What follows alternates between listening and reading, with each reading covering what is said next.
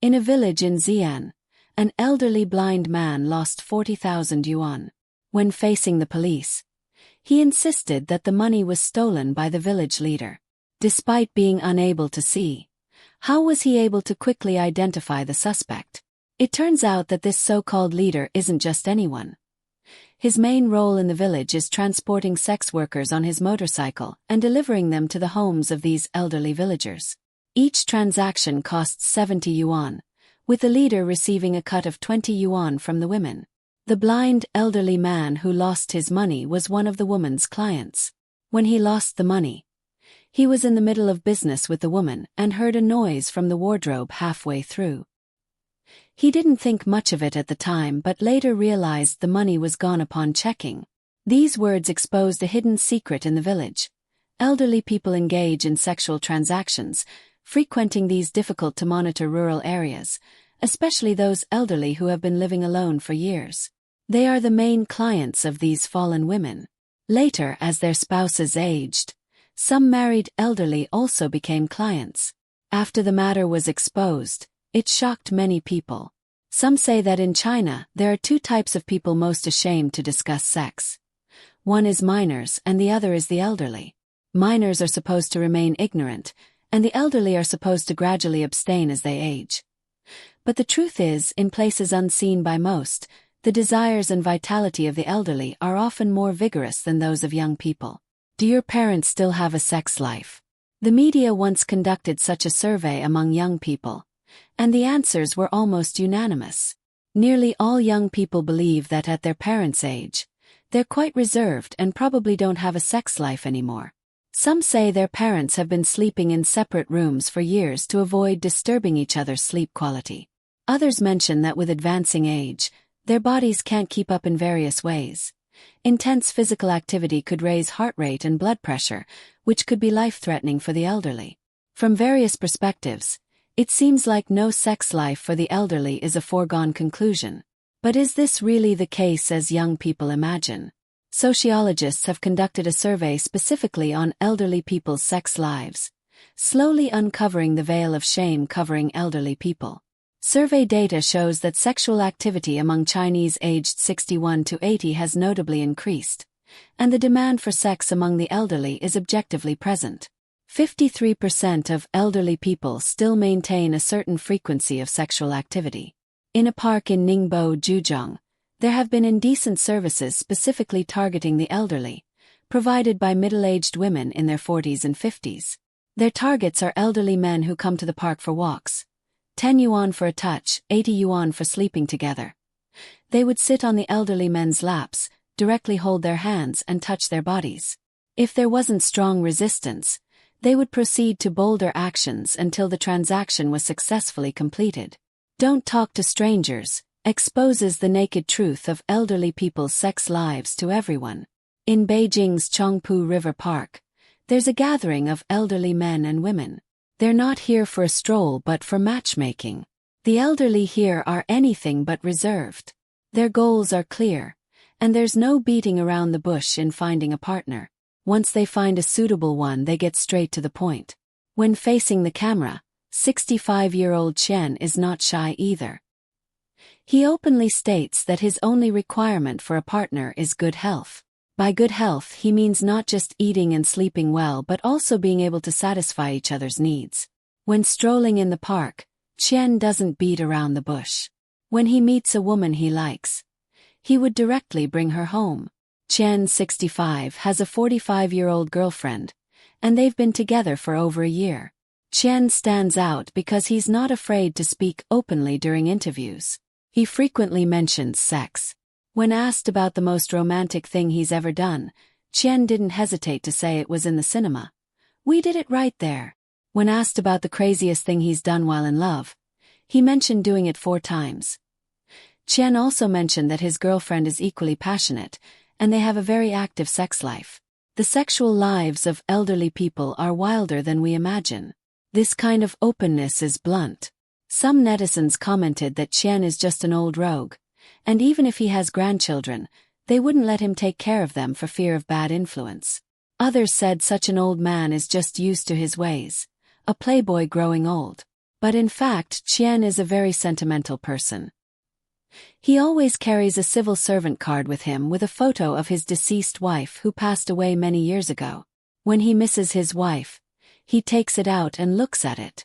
During his wife's illness, he never left her side, always by her side. After his wife passed away, he lived alone in the empty house, everywhere filled with traces of her, making people feel deeply saddened. So Qian spends more time in the park making friends and finding girlfriends. Rather than being promiscuous, it's more about coping with sadness and loneliness. But it's quite obvious that elderly people's sexual lives, even though now out in the open, are still hard to accept. Just as everyone believes children should remain innocent and ignorant, elderly people should be dignified and serious, as if once they reach a certain age, any needs become greed and extravagance. When these needs are voiced, desires long hidden in darkness are exposed, and instead of receiving blessings and understanding, they often face judgment and misunderstanding. They are met with attacks and condemnation. Isn't this inherent impression a kind of stereotype and confinement? Confining the thoughts of elderly people, confining their desires, and even confining the later years of their lives and freedom.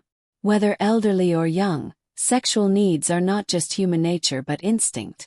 Growing old doesn't mean people become heartless and desireless. Consciousness brings desires, which is as normal as eating and drinking. Influenced by traditional thinking, Chinese people have always been shy about discussing sex. Silence is not the best way to solve problems. On the contrary, this silence is breeding bigger issues. According to the World Health Organization, in 2019, HIV infections among elderly people in China increased fivefold compared to the previous 9 years, with elderly men accounting for 70% of cases. 102-year-old Grandpa Qin from Xiangshi is one of them. He lies thin and frail in a hospital bed, his children crying by the window. After repeated questioning by doctors, the source of infection was finally identified as soliciting prostitutes. Elderly people seeking prostitutes is nothing new. This problem is magnified among widowed and disabled elderly. When hungry, people eat. When thirsty, they drink. When desires are full, they seek release. With empty beds, they can only satisfy themselves through illegal means. But soliciting prostitutes will inevitably be criticized by many, so they can only remain silent, regretting deeply only after diagnosis. However, soliciting prostitutes is just one channel of HIV transmission. In Beijing, Mr. Li, in his 50s, met many sexual partners through square dancing. In total, he had sexual relations with over 50 women. After a while, Mr. Li began feeling unwell, and upon visiting a hospital, he was diagnosed with HIV. Being diagnosed with HIV not only makes one lose face but also brings shame to family and children. So, Mr. Li chose to handle things discreetly, never going to a formal hospital for treatment, which made the situation worse. Several women who had relations with Mr. Li were also subsequently diagnosed with HIV. Such matters are inevitably criticized by many due to the taboo surrounding sex. Many elderly people dare not discuss it or even consider safety measures. If seen buying condoms, they could be labeled as promiscuous old folks, and gossip could spread like wildfire. Not to mention, some elderly have limited knowledge about condoms, believing that being old means no longer needing protection due to infertility. The lack of sexual and safety knowledge has become a breeding ground for misunderstanding and troubles, disturbing the peaceful later years these elderly should enjoy. Thus, the elderly's silence on sex and the younger generation's disregard for the sexual lives of the elderly doesn't mean the problem doesn't exist. They may be trapped in shame, unable to confront their own needs, yet unable to resist the laws of nature. Hiding and covering up unknowingly leads to more serious consequences. In South Korea, the film The Bacchus Lady also exposed the awkwardness of elderly people's later years to the world. 65-year-old So Young is a sex worker, and her clients aren't young people but mostly elderly with white hair. Some are widowed, some bedridden for long periods. These elderly people share a common loneliness with nowhere to turn emotionally. Gradually, So Young sees her own future in these elderly. Rather than providing sexual services to the elderly, it's more about providing emotional and psychological support. Many elderly people, due to physical reasons, find it difficult to engage in transactions. They only need so young to accompany them and chat. Rather than needing sex, it's more accurate to say they need companionship, they need love. These lonely elderly people, carrying emotions they can't place in bodies that are gradually failing, live like walking corpses. No matter how age increases, being human means having similar desires and needs. Elderly people have normal psychological and physiological needs. These needs shouldn't be shackled by moral judgments and shame. Their lives shouldn't be confined by the standard of being chaste and different. After a busy half-life in their later years, they need emotional support, they need attention, they need companionship, they need love, and they need younger people to give more understanding and warmth. I hope everyone can enjoy their life as they age. Subscribe to Buddha Zen Wisdom for more insights. I wish you a happy life.